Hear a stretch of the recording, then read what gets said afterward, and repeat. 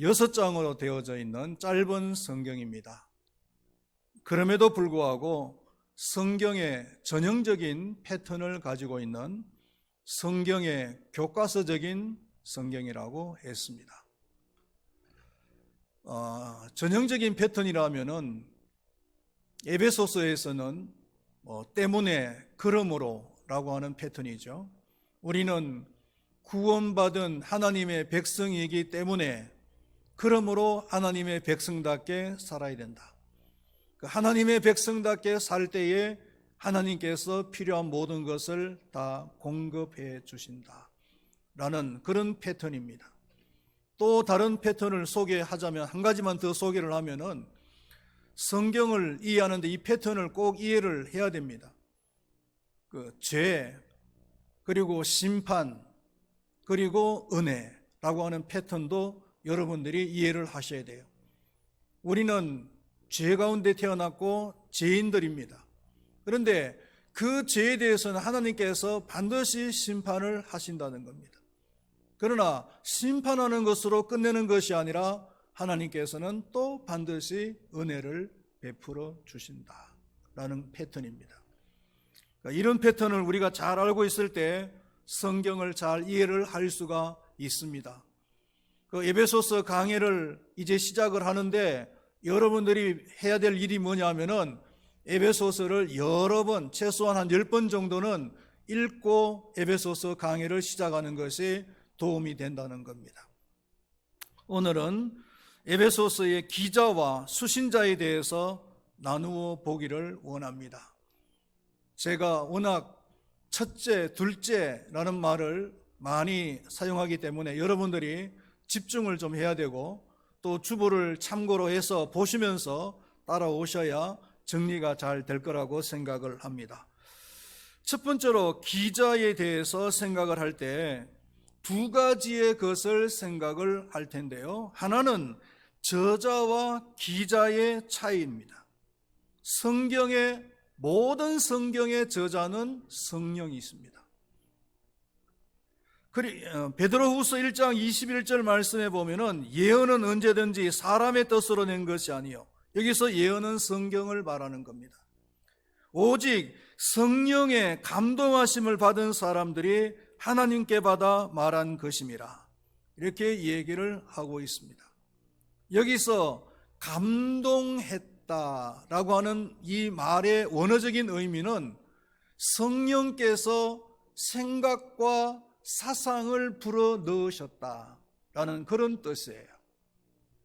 그러니까 성경의 모든 생각과 사상은 성령님의 것이다 라는 것이죠. 그런 의미에서 성경의 저자는 성령님이십니다. 그러면은 감동을 받은 사람들은 자신의 성품과 경력과 학식 등을 적용을 해서 성경을 기록하는 것이에요. 이것을 신학적인 용어로 이야기하면은 유기적 영감설이라고 얘기합니다. 그냥 성령께서 불러주신 대로 기계처럼 적은 것은 아니다라는 겁니다.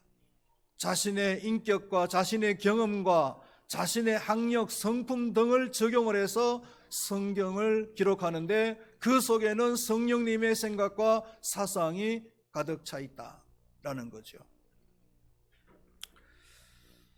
성경의 기자는 선지자들과 사도들입니다. 에베소의 경우는 사도 바울이죠. 사도 바울은 자신을 소개하면서 하나님의 뜻으로 말미암아 그리스도 예수의 사도된 바울이라고 소개를 하고 있습니다. 여기서 이 사도라고 소개를 했는데요. 이 사도직은 두 가지의 목적을 위해서 하나님께서 세우신 직이에요. 그 두 가지가 뭐냐면은 첫 번째로는 성경을 기록하기 위한 거고 또 한 가지는 지구상에 처음으로 교회를 세우기 위한 목적입니다. 이 두 가지의 목적을 위해서 하나님께서 이 지구상에 사도직을 주셨단 말이에요. 그러면은 성경 기록이 완성이 되어지고 그리고 지구상의 교회가 설립이 되어지고 나면은 이 사도직은 끝나는 거예요. 임시직이기 때문에. 그런데 지금도 사도직을 주장하고 있는 사람들이 있습니다. 거기에 따라서 필연적으로 또 직통 계시를 주장하는 사람들이 있어요. 그러면 문제가 뭐냐 하면은 또 다른 성경이 기록이 나타날 수가 있다는 겁니다. 그러면 우리가 신앙생활하는데 많은 혼돈이 오지 않겠어요? 심지어는 예수 그리스도가 메시아라고 얘기하지 않고 자기가 메시아라고 주장하는 사람도 나타날 것이란 말이에요.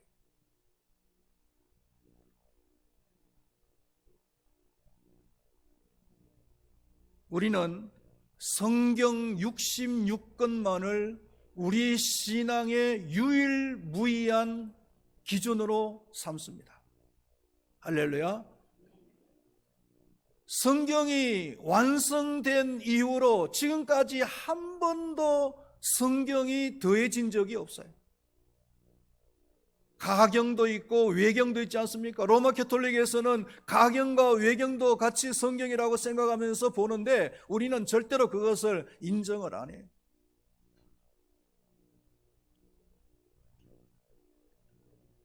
그래서 12사도 외에는요, 이 사도라고 하는 명칭을 안 붙이는 거예요. 속사도라고 하는 명칭을 붙여줍니다. 사도들과 구별하기 위해서 속사도라고 하는 명칭을 붙여주긴 합니다. 아니면 교부라고 하는 명칭을 붙여주기도 해요. 우리가 잘 아는 그 스무나 교회의 감독인 폴리갑이라고 하는 사람 있잖아요. 이 폴리갑은 그 유명한 일화가 있지 않습니까? 마지막으로 그 장작불 화형을 당하면서 당신이 한 번만이라도 예수를 모른다라고 부인을 하면은 여기서 살려주겠다라고 로마의 감독이 이야기했지만은, 그러나 이 폴리갑은 뭐라 그랬습니까? 예수님은 한 번도 지금까지 나를 부인한 적이 없는데 내가 어떻게 예수님을 모르노라고 부인할 수 있겠느냐 하면서 신앙 고백을 하고 마지막 불에 타서 죽었다라고 하는 일화가 있는 그 유명한 폴리갑. 이 폴리갑도 속사도라고 우리가 불러주는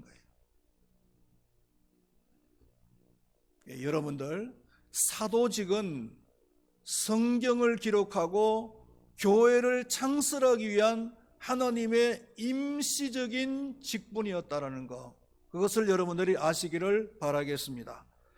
바울은 자신이 하나님의 뜻으로 사도가 되었다라고 소개를 하고 있습니다. 자신이 사도가 된 것은 자신의 주장이나 아니면은 교회의 결의에 의해서 된 것이 아니라 하나님의 뜻으로 됐다라고 얘기를 하는 겁니다. 갈라디아서 1장 1절에서도 이 바울은 사람들에게서 난 것도 아니요 사람으로 말미암은 것도 아니요 오직 예수 그리스도와 그를 죽은 자 가운데서 살리신 하나님 아버지로 말미암아 사도된 바울은 라고 얘기를 하고 있습니다. 예수 그리스도와 하나님의 뜻으로 자신이 사도가 되어졌다라고 주장을 하는 거죠. 바울은 이 확신을 가지고서 줄기차게 자신에게 주어진 그 사도의 사명을 감당을 한 거예요. 오늘날의 모든 직분도 마찬가지입니다, 여러분. 교회 안의 모든 직분들은 설령 교회가 결의를 통해서 그 직분을 그 당사자에게 주었다 할지라도 그러나 그것은 하나님의 뜻으로 된 것입니다. 할렐루야, 할렐루야. 그러므로 직분을 받은 사람들은요, 첫 번째로 소홀히 하면 안 됩니다. 그 직분을 감당하는데 소홀히 하면 안 돼요. 직분을 무시하면 안 됩니다. 하나님을 무시하는 거예요.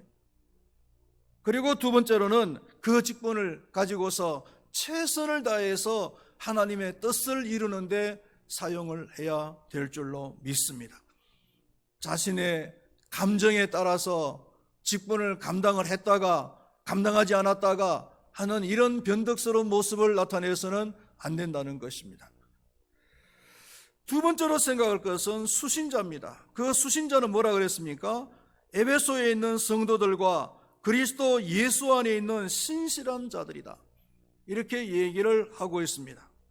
첫 번째로 생각할 것은 에베소에 있는 성도들이라고 했습니다. 이 성도라는 말은 구별함을 받은 사람들이라는 뜻이에요. 하나님께서 왜 구별했을까요? 이들을 구원하셔서 천국으로 데려가기 위해서 구별하셨겠죠. 1차적으로 이 성도들은 누구냐 하면은 구약의 이스라엘 백성들을 성도라고 할 수가 있어요. 이것은 부인을 할 수가 없습니다. 우리가 아무리 민족주의적인 사고를 가지고 있는 그런 사람들이라 할지라도 1차적인 성도는 구약의 이스라엘 백성들이라는 것을 부인할 수가 없는 겁니다. 바벨탑 사건 이후에 흩어진 그 하나님의 백성들, 하나님의 그 영혼들을 구원하기 위해서 하나님께서 아브라함을 부르시고 그리고 아브라함의 후손을 통해서 이스라엘 백성들을 선택하셨잖아요. 이것은 역사적인 사건이기 때문에 우리는 절대로 부인을 할 수가 없어요.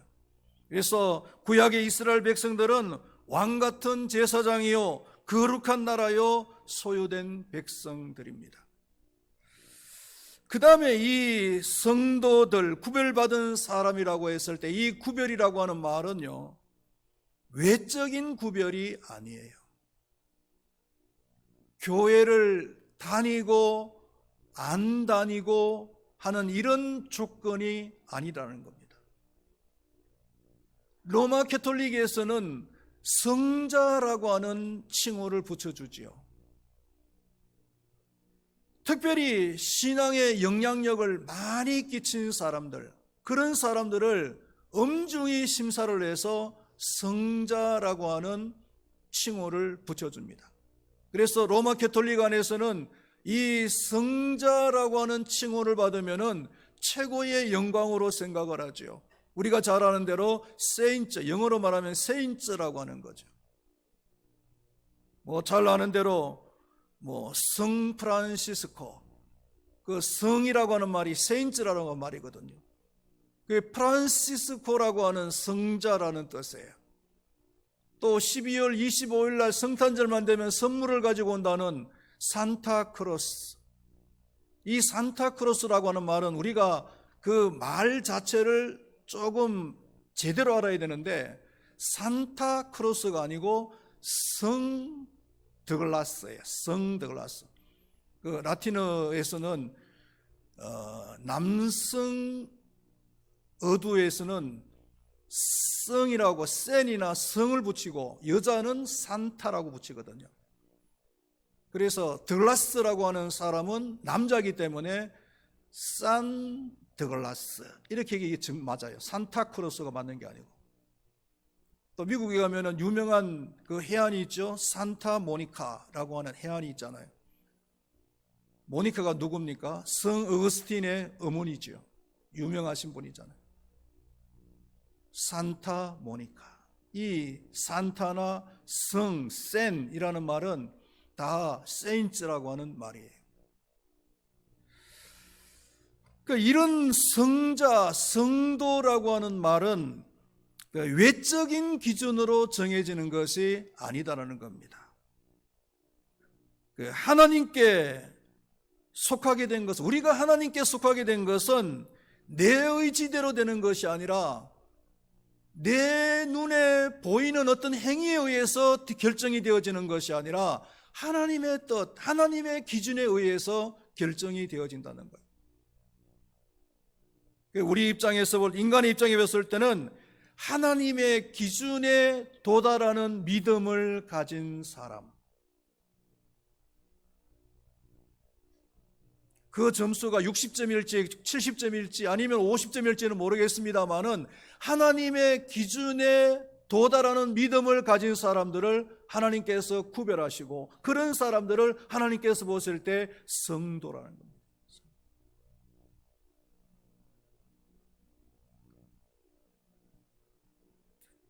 어떤 사람이, 청년이 꼭 입사하고 싶은 그런 직장이 있었어요. 그래서 면접을 보러 갔는데 10명을 뽑는데 100명이 왔다는 거예요. 아주 비율이 높잖아요. 그래서 면접을 다 보고 난 뒤에, 그리고 이제 면접관들이 합격자와 불합격자를 발표하는데, 합격자는 오른쪽, 불합격자는 왼쪽에 들어가십시오 해서 이름을 부르는데 자신은 합격자 명단으로 분류가 되더라는 겁니다. 그러면은 얼마나 기분이 좋겠어요. 네? 만약에 불합격자의 명단에 들어간다면 기분이 안 좋겠죠. 여러분, 하나님께서 이 세상의 많은 사람들 가운데서 하나님의 기준으로, 하나님의 뜻으로 우리를 천국으로 데려가기 위해서 성도로 구별을 하셨습니다. 할렐루야. 우리는 이것만으로도 기뻐하면서 즐거워하면서 감사하면서 신앙생활을 해야 되는 겁니다. 할렐루야. 그 다음에 신실한 에베소 성도들인데 신실한 자들이다, 이렇게 얘기를 하고 있죠. 이 신실한 자들이라는 말은 두 가지 의미가 있는데, 첫 번째로는 믿음을 행하는 자라는 뜻입니다. 요한복음 20장을 보면은 예수님께서 도마에게 자신의 몸의 상처를 보여주면서 믿음이 없는 자가 되지 말고 믿는 자가 되라, 이렇게 말씀을 하셨잖아요. 우리가 그리스도인이 되고 하나님의 자녀가 되는 것은 믿음 때문이죠. 그렇죠? 하나님께서 보실 때는 하나님의 은혜로 되는 것이지만 우리 인간의 편에서 볼 때는 믿음으로 되는 거예요. 그러면은 무엇을 믿는 것입니까, 여러분? 예수님이 하나님의 아들인 것을 믿는 거예요. 그리고 그 예수님이 우리 죄를 위해서 십자가에 돌아가셨다는 것을 믿는 거예요. 그리고 그 예수님을 믿기만 믿으면 우리의 모든 죄가 다 용서받는다는 것을 믿는 거예요. 지금도 성령께서 역사하고 계신다는 것을 믿는 거예요. 우리가 그 예수님을 믿기만 믿으면 지옥에 안 가고 천국에 간다는 것을 믿는 거예요. 오늘은 아멘이 왜 이렇게 없습니까? 예배 시간 전에 아멘 안 하기로 작정하셨어요? 이런 믿음은 교회를 다니는 거하고 별개라는 거예요, 별개. 교회를 다니면서도 이러한 사실들을 안 믿는 사람들이 있어요.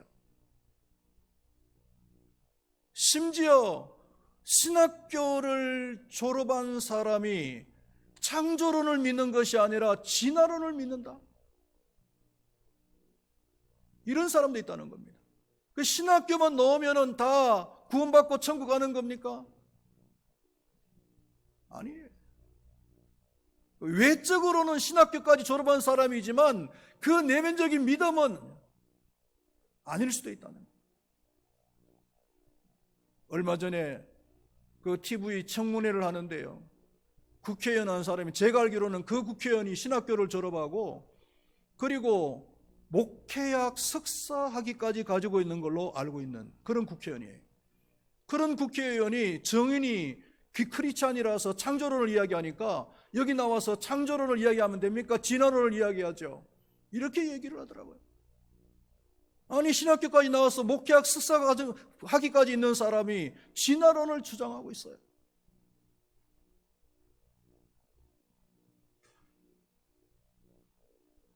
사도행전 19장의 말씀을 보면은 바울이 에베소를 방문했을 때에 몇 명의 제자들을 만나는데요, 그 사람들은 요한의 세례를 받은 사람들이라고 했습니다. 그런데 세례까지 받았는데 예수를 믿지를 않는 거예요.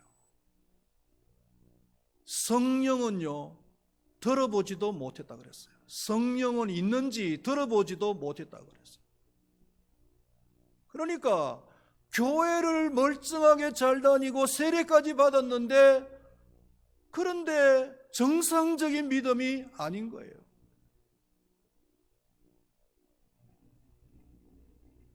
교회만 다니는 사람이죠.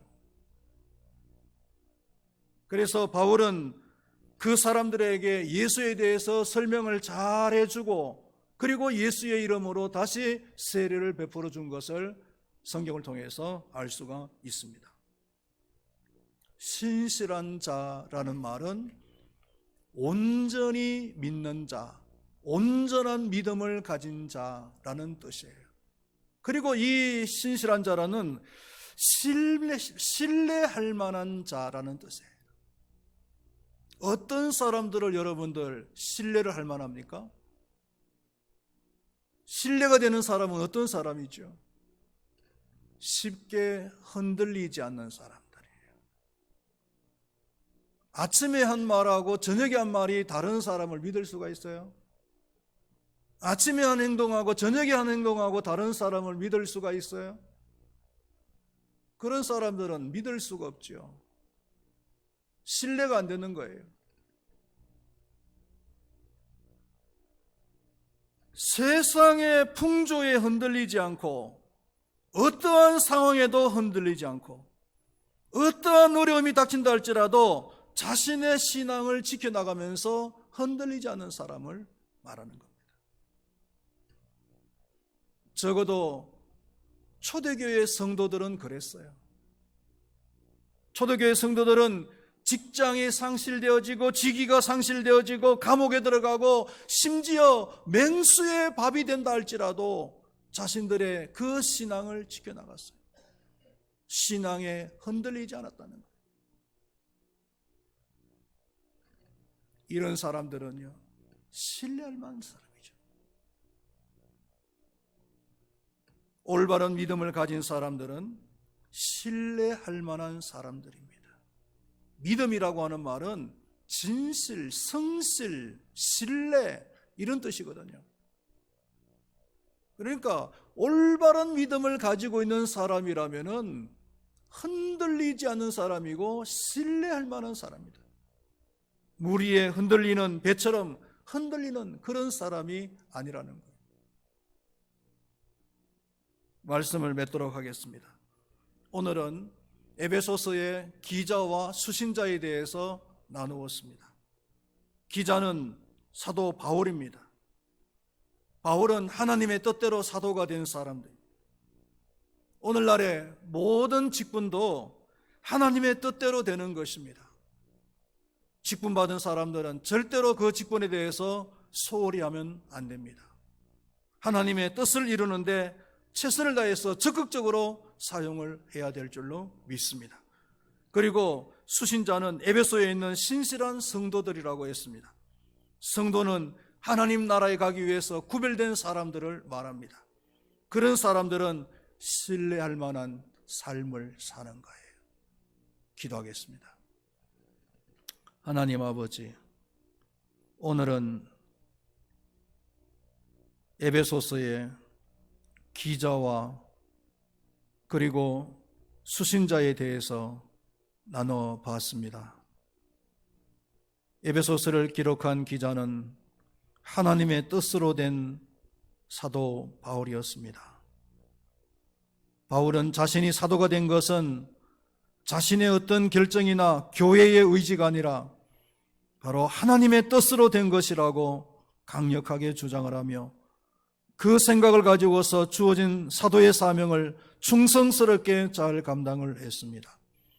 오늘날 우리에게 주어진 모든 직분들도 마찬가지인 줄로 믿습니다. 교회의 결정으로 주어진 것이지만 그러나 하나님의 뜻으로 된 것인 줄로 믿습니다. 우리에게 주어진 그 직분에 대해서 소홀히 하지 않도록 도와주시고 최선을 다해서 하나님의 뜻을 이루어 나가는데 사용할 수 있도록 도와주시옵소서. 뿐만 아니고 에베소에 있는 신실한 성도들이 수신자였습니다. 성도는 구별된 사람들입니다. 천국에 가기 위해서 하나님께서 구별한 사람들입니다. 이런 사람들은 신실한 삶을 살아갑니다. 우리 큰바위교회 모든 성도님들이 하나님께서 천국으로 데려가기 위해서 구별되어진 성도들이 다 되게 하여 주시고 그래서 신실한 삶으로서 그것을 증명할 수 있도록 하나님 도와주시옵소서. 감사합니다. 예수님의 이름으로 기도드리옵나이다. 아멘.